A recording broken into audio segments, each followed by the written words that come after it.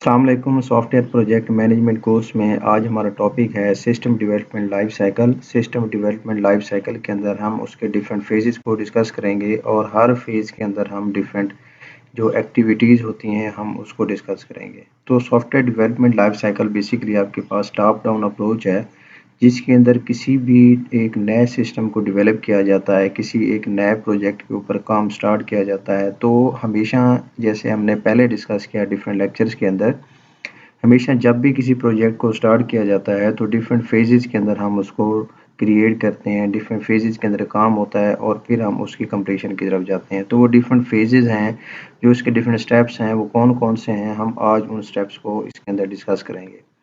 तो सबसे पहला यहाँ पे जो स्टेप है वो हमारे पास है इनिशियलाइज़ करना किसी भी प्रोजेक्ट को। जब भी आप किसी प्रोजेक्ट को स्टार्ट करते हैं तो डेफ़िनेटली हमेशा जो उसका मेन सीनियर मैनेजर होता है या जो उसको बनवाने वाला होता है, डेफ़िनेटली उसका कोई एक विज़न होता है। वो उस विज़न के अकॉर्डिंग वो अपने गोल्स को एस्टैब्लिश करता है। उन गोल्स के अकॉर्डिंग फिर उसी हिसाब से वो अपनी टीम एक बनाता है और फिर उस टीम को उस प्रोजेक्ट का एक स्कोप देके के उसके ऊपर डिप्लॉय कर देता है। तो जो टीम है, जो उसके पास बेहतरीन टीम जिसको स्टाफिंग करता है, जो कि रेलेवेंट पीपल होते हैं, रेलेवेंट टीम मेंबर होते हैं, वो उस प्रोजेक्ट के ऊपर उस स्कोप के अंदर स्कोप क्या होता है ऑलरेडी हम डिस्कस कर चुके हैं। किसी भी प्रोजेक्ट की जो बाउंड्री है कि जो आपने कहाँ तक जाना है, कितना जो है आपका प्रोजेक्ट जो है वो वर्क करेगा, उसका स्कोप क्या है, उसकी बाउंड्रीज़ क्या हैं, उन बाउंड्रीज़ के अंदर रहते हुए वो टीम जो है वो फिर उस प्रोजेक्ट के ऊपर काम करती है। तो हमेशा जब भी किसी प्रोजेक्ट को स्टार्ट किया जाता है तो सबसे पहला जो उसके अंदर काम होता है वो उसको इनिशिएट करना होता है, बताना होता है, विज़न देना होता है, गोल्स बताने होते हैं, स्कोप डिफ़ाइन किया जाता है और फिर उसके अकॉर्डिंग जो है वो फिर एक टीम बनाई जाती है। जब आप स्कोप डिफ़ाइन कर लेते हैं, गोल्स को डिफ़ाइन कर लेते हैं, आपके पास टीम आ जाती है, तो फिर वो टीम जो है अकॉर्डिंग टू स्कोप उसके ऊपर काम करना स्टार्ट कर देती है और उस चीज़ के अंदर प्लानिंग के अंदर आइडेंटिफ़ाई किया जाता है कि कौन से टास्क जो हैं उस प्रोजेक्ट के अंदर करने हैं, कौन सी एक्टिविटीज़ जो हैं उस प्रोजेक्ट के अंदर करनी है। फिर उन सारी एक्टिविटीज़ को करने के लिए आपके पास टाइम कितना है, उन एक्टिविटीज़ को, उन स्कोप को मीट करने के लिए आपके पास बजट कितना है, इन सारी चीज़ों के ऊपर प्लानिंग की जाती है, कितने रिसोर्सेज़ की ज़रूरत है, कितना टाइम दरकार है। तो उसके अलावा किस तरह से एक स्पेसिफ़िक फ़ेज़ के अंदर रहते हुए किसी स्पेसिफ़िक एक्टिविटी को कंप्लीट करने के लिए आपको कितना स्पेसिफ़िक बजट चाहिए, कितना स्पेसिफ़िक टाइम चाहिए, ये सारी चीज़ें जो है वो प्लानिंग के अंदर डिस्कस की जाती हैं। जब प्रोजेक्ट इनिशिएट हो गया, जब उसके ऊपर फर्दर प्लानिंग हो जाती है, तो जो टीम है, उसका जो लीडर है, वो उसको फिर लेके जाता है उसकी डेवलपमेंट की तरफ, उसकी एग्ज़ीक्यूशन की तरफ। तो टीम जो है वो उसको जो गोल्स प्लान किए गए, एक्टिविटीज़ प्लान की गई, उसको फिर एग्ज़ीक्यूशन की तरफ चली जाती है, प्रॉब्लम सॉल्यूशन की तरफ चली जाती है, प्रोजेक्ट की डेवलपमेंट, प्रोजेक्ट की बिल्डिंग की तरफ चले जाते हैं, जिसके अंदर जो गोल डिफ़ाइन किए गए होते हैं, जो आपने उसके अंदर ऑब्जेक्टिव डिफ़ाइन किए होते हैं, तो जो टीम है आपके पास वो उसके ऊपर काम करना स्टार्ट कर देती है।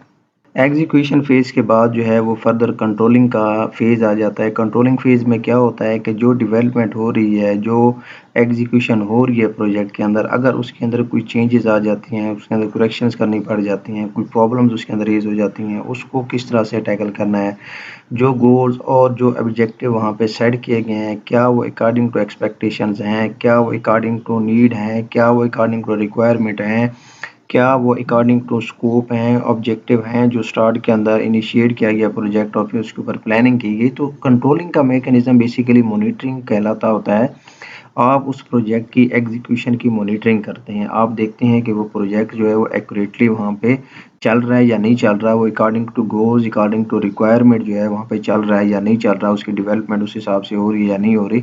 तो अगर वहाँ पे कोई चेंज की ज़रूरत पड़ती है तो टीम लीडर जो है वो उसको वहाँ पे साथ-साथ चेंज कर रहा होता है, साथ-साथ मॉनिटर उसकी एक्टिविटीज़ को कर रहा था। तो डेफ़िनेटली हमने स्टार्ट के अंदर भी पढ़ा था, जो प्रोजेक्ट होता है, स्टार्ट होता है तो आपने उसको फिनिश करना होता है। तो उसको हम क्लोजिंग से मुराद ये होता है कि जो आप जिस ऑडियंस के लिए, जिन स्टेक होल्डर्स के लिए आप प्रोजेक्ट को डिज़ाइन कर रहे हैं, आप प्रोजेक्ट को बना रहे हैं, तो आप after closing, after finish work project को जो है वो डिलीवर कर दिया जाए, रिज़ल्ट्स को एक्नॉलेज किया जाए और उसके अंदर जो आपने ऑब्जेक्टिव डिफ़ाइन किए थे, फिर उसके अंदर वो देखेंगे जाएँ क्या वो सक्सेसफुली वहाँ पे अचीव हुए हैं या नहीं हुए। जो आपने टाइम वहाँ पे जो बजट आपने उस टाइम वहाँ पे जो है वो प्लान किया था, क्या आपका प्रोजेक्ट जो है वो उस बजट, उस टाइम और उन रिजल्ट्स के अकॉर्डिंग, रिक्वायरमेंट्स के अकॉर्डिंग है या नहीं है। तो इस तरह से आपका कोई भी प्रोजेक्ट जो है वो इन डिफरेंट फेजेस से होता हुआ कंप्लीशन की तरफ जाता है। तो यहाँ पे तो हमारे पास थे ये 5 फेजेस, जिसके अंदर हमने ये देखा कि हमारा प्रोजेक्ट जो है वो कैसे-कैसे डेवलप होता है। तो अब ये जो हमारे पास डिफरेंट फेजेस हैं, इन फेजेस के अंदर हमारे पास एक्टिविटीज़ जो हैं वो कौन-सी परफ़ॉर्म हो रही थी, हम उन एक्टिविटीज़ को यहाँ पे डिस्कस करते हैं। तो बेसिकली ये जो हमारे पास डिफरेंट फेजेस हैं, सबसे पहले हम कहते हैं जी कॉन्सेप्ट फेज़, जैसे हमने अभी डिस्कस किया कि हमारे पास जो है उसको किसी भी प्रोजेक्ट को इनिशिएट किया जाता है। तो डेफ़िनेटली हमने एक वर्ड यूज़ किया था विज़न का। विज़न में हमने ये देखा था कि हमारे पास कोई भी प्रोजेक्ट डेवलप होता है, डेफ़िनेटली उसको कोई ना कोई विज़न होता है, गोल्स होते हैं, ऑब्जेक्टिव होते हैं, कोई कॉन्सेप्ट होता है। तो वो बेसिकली क्या होता है कि हमारे पास यूज़र की नीड्स होती हैं, कि यूज़र किस तरह की जो है वो प्रॉब्लम का सामना कर रहा है, किस तरह की उसको प्रॉब्लम्स हैं, वो किस तरह से वो सॉल्यूशन की तरफ जाना चाह रहा है। बेसिकली इनिशियल इन्वेस्टिगेशन की जाती है, यूज़र्स की रिक्वायरमेंट्स को यहाँ पे देखा जाता है, यूज़र की प्रॉब्लम को आइडेंटिफ़ाई किया जाता है, फिर यूज़र रिव्यू, यूज़र से ये देखा जाता है, रिव्यू लिए जाते हैं कि उसको क्या इश्यूज़ हैं, वो किस तरह की रिक्वायरमेंट्स चाहता है, वो किस तरह का प्रोजेक्ट चाहता है, उस प्रोजेक्ट के अंदर वो किस तरह की जो है वो वर्किंग चाह रहा होता है। तो ये सारी चीज़ें कॉन्सेप्ट फेज़ के अंदर डिस्कस की जाती हैं। उसके अलावा जो कैंडिडेट रिव्यू है, अगर अदर जो स्टेक होल्डर हैं उस प्रोजेक्ट से रिलेटेड, उन सारे स्टेक होल्डर्स से भी रिव्यू लिए जाते हैं और फिर इन द एंड जो है वो एक फेज़ रिपोर्ट जनरेट की जाती है। उस कंसेप्ट के अकॉर्डिंग जो पहले फेज़ के अंदर बनाया जाता है कि यूज़र्स की रिक्वायरमेंट्स कौन-सी हैं, आपने यूज़र्स से रिव्यू लिए, उनका फीडबैक कैसा आया, जो अदर स्टेक होल्डर्स हैं, उनका फीडबैक कैसा आया। तो ये सारी चीज़ें जो हैं वो एक कंसेप्ट बनाया जाता है किसी भी प्रोजेक्ट को स्टार्ट करने से पहले। तो उसके अलावा जब आप एक कॉन्सेप्ट बना लेते हैं, आपके पास यूज़र्स की नीड्स आ जाती हैं, कैंडिडेट रिव्यू आ जाते हैं, यूज़र रिव्यू आ जाते हैं, तो फर्दर फिर आप क्या करते हैं, उस प्रोजेक्ट को बनाने के लिए आपको रिक्वायरमेंट्स कौन-सी दरकार हैं, और रिक्वायरमेंट्स को वहाँ पे प्लान करते हैं, उन रिक्वायरमेंट्स को वहाँ पे मेंशन किया जाता है, उन रिक्वायरमेंट्स को वहाँ पे बताया जाता है कि इस प्रोजेक्ट को बनाने के लिए आपके पास स्पेसिफिक रिक्वायरमेंट्स दरकार हैं। तो उसके अकॉर्डिंग फिर एक डॉक्यूमेंट जो है उसके अंदर प्रिपेयर किया जाता है और प्रोजेक्ट की डेवलपमेंट का जो कंप्लीट प्लान है, आप वो सारा complete plan according to requirement, according to आपका टेस्ट प्लान जो है आप मैनेजमेंट को दे देते हैं। तो रिक्वायरमेंट फेजेस के अंदर आप टीम के बारे में बताते हैं कि आपको टीम कौन सी चाहिए, आपको रिसोर्सेज कौन से चाहिए। तो ओवरऑल जितना भी उस स्पेसिफिक प्रोजेक्ट से रिलेटेड रिक्वायरमेंट्स हैं, इस फेज के अंदर वो सारी की सारी रिक्वायरमेंट्स डिफाइन की जाती हैं।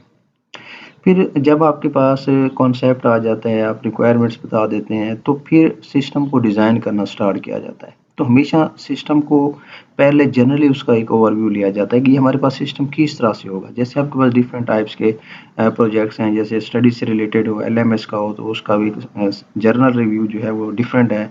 अगर आप बैंक की बात करते हैं, उसका जर्नल रिव्यू जो है डिफरेंट है। कोई ऑर्गेनाइजेशन है, कोई एनजीओ है, उनका जो सिस्टम है, उनका जर्नल रिव्यू डिफरेंट है। तो सबसे पहले एक जर्नल रिव्यू जो है वो डिज़ाइन किया जाता है कि ये हमारे पास जो प्रोजेक्ट डेवलपमेंट की तरफ जा रहे हैं उसका जर्नल रिव्यू किस तरह से होगा। फिर जो हमने रिक्वायरमेंट्स डिफाइन की हैं सेकंड फेज़ के अंदर, हम उन रिक्वायरमेंट्स को आइडेंटिफाई करेंगे, उसके ऊपर फर्दर प्रोसेसिंग किस तरह से की जाएगी, डेटाबेस को किस तरह से डिज़ाइन करना है। डेटाबेस को डिज़ाइन करने के लिए आपके पास आपने कौन-सा जो है वो टूल यूज़ किए हैं, उसके अलावा जो आपका पास डेटाबेस बनने जा रही है या आपके पास जो प्रोजेक्ट बनने जा रहा है उसका कंट्रोल रिक्वायरमेंट्स कौन-सी है, मतलब एक्सेस राइट्स हैं। जैसे आप किसी बैंक की एग्ज़ाम्पल लेते हैं, डिफरेंट एम्प्लॉइज़ के पास डिफरेंट एक्सेस राइट्स होते हैं। एलएमएस की एग्ज़ाम्पल लेते हैं, डिफरेंट पीपल्स के पास डिफरेंट एक्सेस राइट्स होते हैं। जो कंट्रोल रिक्वायरमेंट्स का मैकेनिज़्म है, वो यहाँ पे डिफाइन किया जाता है। इनपुट और आउटपुट को डिज़ाइन किया जाता है। जो आप प्रोजेक्ट बनाने जा रहे हैं, उस प्रोजेक्ट को बनाने के लिए जो सॉफ्टवेयर की सिलेक्शन है, जो टूल की सिलेक्शन है, जो इक्विपमेंट्स की सिलेक्शन है, वो बहुत ज़्यादा इंपॉर्टेंट होती है, वो यहाँ पे डिफाइन की जाती है। उस प्रोजेक्ट से जो पीपल हैं वो कौन से रिलेटेड हैं, यूज़र जो आपके पास हैं, या हमने कैंडिडेट रिव्यू की बात की या यूज़र्स के रिव्यू की बात की या स्टेक होल्डर्स हम कहते होते हैं मोस्टली, वो कौन से हैं, उन्होंने किस तरह से उस प्रोजेक्ट को एक्सेस करना है, उनकी उसके अंदर क्या कंट्रीब्यूशन है। तो ये सारी चीज़ें जो है वो आप सारी स्पेसिफिकेशंस को उस प्रोजेक्ट से रिलेटेड आपको इस फेज़ के अंदर यहाँ पे आप उसको डिज़ाइन करते हैं। फिर जब आपके पास सारी डिज़ाइनिंग हो जाती है, तो फिर आप अकॉर्डिंग टू दैट डिज़ाइन आप फिर प्रोजेक्ट की डेवलपमेंट स्टार्ट कर देते हैं। जो डिज़ाइन के अंदर आप लोगों ने चीज़ें डिफ़ाइन की हैं, यूज़र राइट्स डिफ़ाइन किए हैं, आपने उसके अंदर जो डेटाबेस को डिफ़ाइन किया है, जो आपने इनपुट आउटपुट डिज़ाइन डिफ़ाइन किए हैं, तो जितनी भी आपने वहाँ पे डिज़ाइनिंग की है उस प्रोजेक्ट से रिलेटेड, उसको यहाँ पे इम्प्लीमेंट किया जाता है।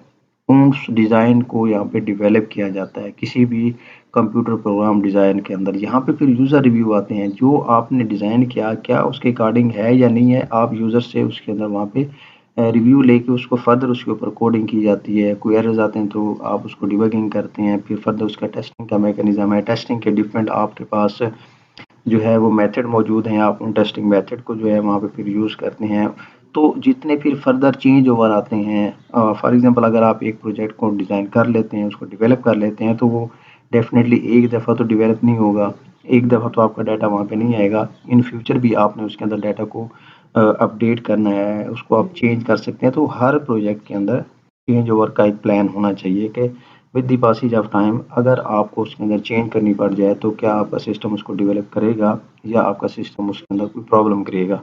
तो ये फिर सारी चीज़ें जो है आप उसके अंदर डेवलप करते हैं, जो डिज़ाइनिंग के अंदर आपने बेसिकली डिफ़ाइन की हुई होती हैं। तो फिर यहाँ पे एंड पे एक फेज़ रिपोर्ट प्रिपरेशन की जाती है, जो कि डेवलपमेंट से रिलेटेड है।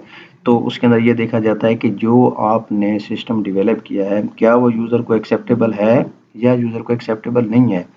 इट मीन्स क्योंकि डेवलपमेंट फेज के अंदर आप एक कम्प्लीटली प्रोजेक्ट को डेवलप कर देते हैं, तो जो यूज़र हैं उनकी नीड्स के अकॉर्डिंग, जैसे हमने यहाँ पे यूज़र रिव्यू भी लिखा है, यूज़र एक्सेप्टेंस भी रखी हुई है। In the end user review third point है और यूज़र एक्सेप्टेंस हमारे पास 12 पॉइंट है कि जब सिस्टम आपका डेवलप हो जाता है अकॉर्डिंग टू अगर आपने डिज़ाइन फेज उसको बनाया है, क्या उसकी एक्सेप्टेंस है या नहीं है, तो आप उसकी रिपोर्ट भी यहाँ पे इन दी एंड सबमिट होती है।